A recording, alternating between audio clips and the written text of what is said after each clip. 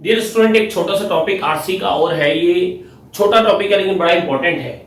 This is called parallel independent circuit of RC. यहां पर देखो है क्या कि ये दो आर्म है अलग अलग, R1 C1 R2 C2 एक बैटरी के अक्रॉस कनेक्टेड है। इस आईआईटी में एक आध बार क्वेश्चन भी आ चुका है।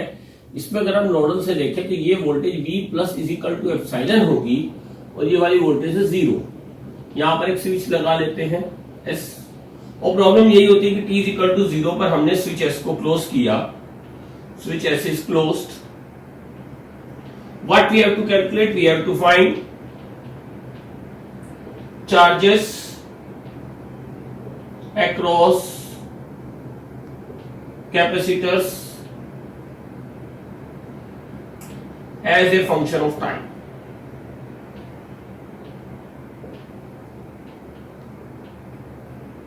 इन क्वेश्चन में देखो एक चीज हमेशा ध्यान रखना कि इन क्वेश्चन में जब भी हम ये एक इंडिपेंडेंट सर्किट होती है, जब हम स्विच बंद करेंगे हम टोटल करंट लें I1 प्लस I2 और ऊपर वाली आर में हम I1 करंट माने और नीचे वाले आर में हम क्या माने I2।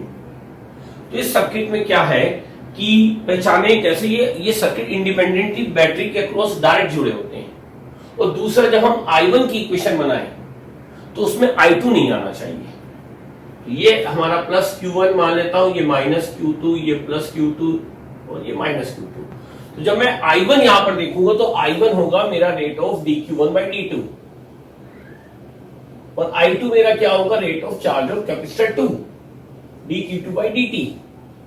इस सर्किट की खासियत समझना कि जब I1 की इक्वेशन बनाओगे तो उसमें I2 नहीं आएगा। जैसे लिखो मिस्टर एक्स की हेल्प से तुम क्या लिखोगे, I1 R1 minus Q1 by C1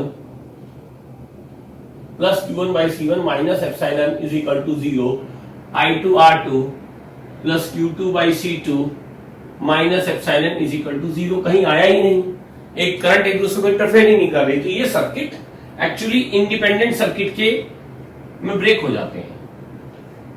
ये सर्किट आगे एसी में भी हम पढ़ेंगे, इस टाइप के सर्किट एलआर सर्किट में भी पढ़ेंगे।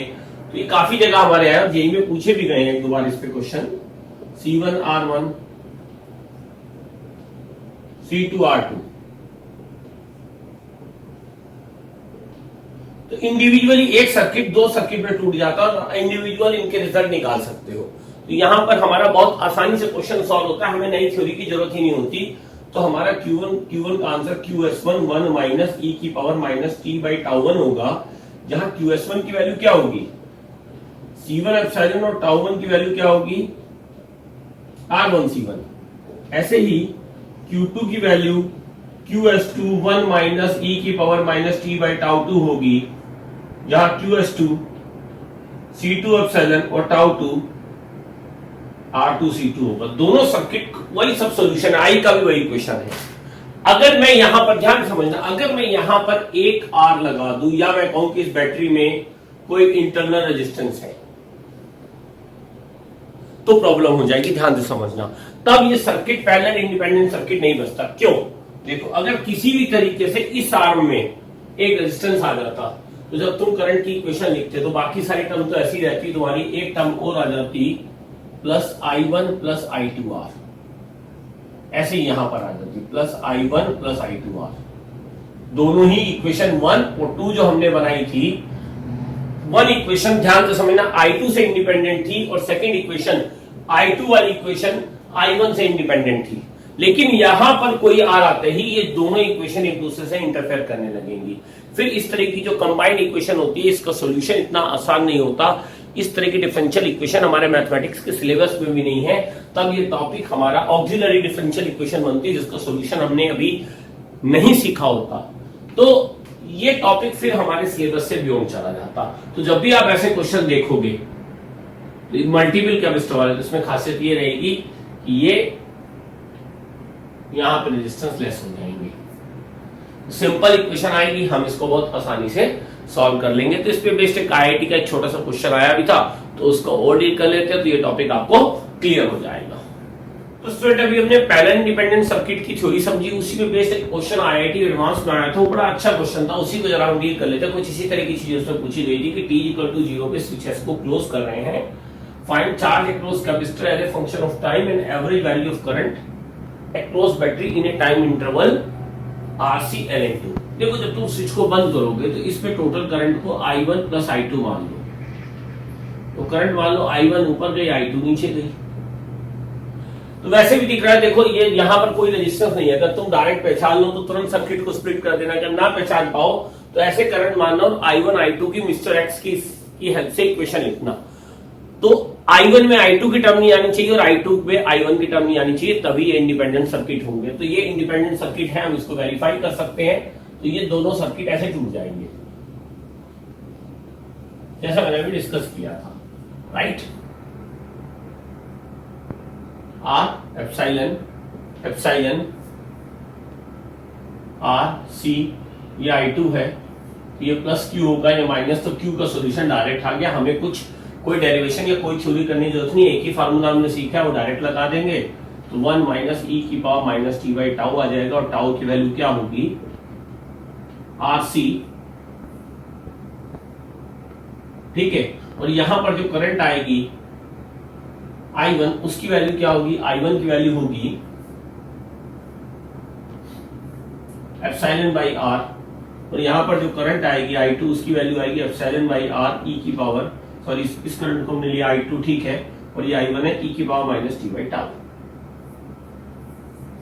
अच्छा एक पार्ट हम और कैलकुलेट कर रहे हैं, उसके लिए अगर मैं टी को RCln2 पुट कर दूं तो Q की वैल्यू कितनी आ जाएगी, C एप्सिलॉन बाई 2 यहां पुट कर दो, और e की पावर माइनस ln2 MC की चुके हैं हम, e की पावर माइनस ln2 क्या होगा 1/2, और 1 माइनस 1/2 1/2 आ जाएगा, राइट।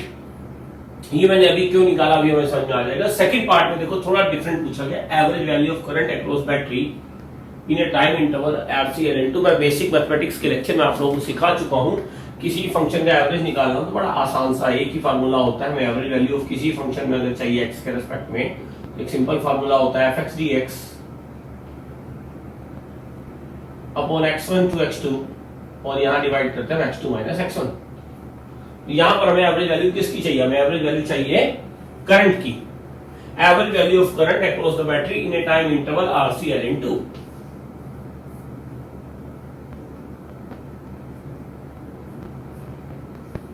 तो यार नेट करंट अक्रॉस बैटरी कितनी हो गई, I1 प्लस I2। तो एवरेज वैल्यू ऑफ करंट क्या हो जाएगी, टाइम 0 से t नोट या t1 क्या है, यहां t1 वैल्यू क्या है क्वेश्चन में, RCln2 I dt by t1, I की वैल्यू पुट कर दें I1 प्लस I2,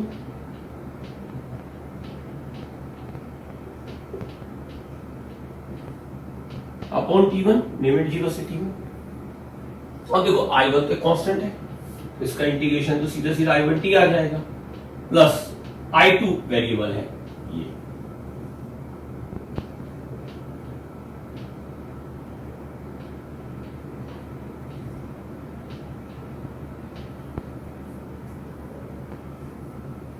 ठीक है। अब जरा इसका सॉल्यूशन यहां पे मैं लिख दे रहा हूं, देखो बहुत आसान हो गया। ये value I1 T1 upon T1 की तो I1 आ जाएगी। अब चाहो तो तुम इसे इंटीग्रेट कर लो I2 की वैल्यू डालकर, या दिमाग थोड़ा सा लगाओ, इंटीग्रेशन I2 dt हमेशा ध्यान रखना। इस सर्किट में मैंने पहले ही बताया था बेसिक डेफिनेशन से, Q की वैल्यू क्या होती है, इंटीग्रेशन ऑफ I2 d2। क्यों, क्योंकि I2 की वैल्यू क्या है dq बाई dt, dt को इधर भेज दो तो Q की इक्वेशन क्या आएगी, इंटीग्रेशन ऑफ I2 dt। तो यहां पे ये वैल्यू क्या हो जाएगी, T1 से डिवाइड कर दिया, it is nothing but the charge flow at Q time T1 जो कि हम निकाल चुके हैं, तो हो जाएगा Q T1 by time T1। It is nothing, it is representing the charge accumulated on the plates of capacitor. तो I1 की वैल्यू कितनी थी, epsilon by R, plus Q T1 की वैल्यू कितनी आई थी, C epsilon by 2, divide by time कितना था ये RC ln2, तो एप्सिलॉन बाई आर कॉमन ले ले 1 plus 1/2 ln2। This is the average value of current across the battery in the given time interval. तो इस तरीके से हमने एवरेज वैल्यू निकाली। मेन पार्ट था इस सर्किट को दो पार्ट में ब्रेक करना। तो यहाँ दो कैपेसिटर या एक से ज्यादा रेजिस्टेंस वाले सर्किट आ जाए तो ये इनको करने का एक बहुत बेसिक तरीका है। तो ये हमने parallel independent circuit of RC circuit complete कर लिया।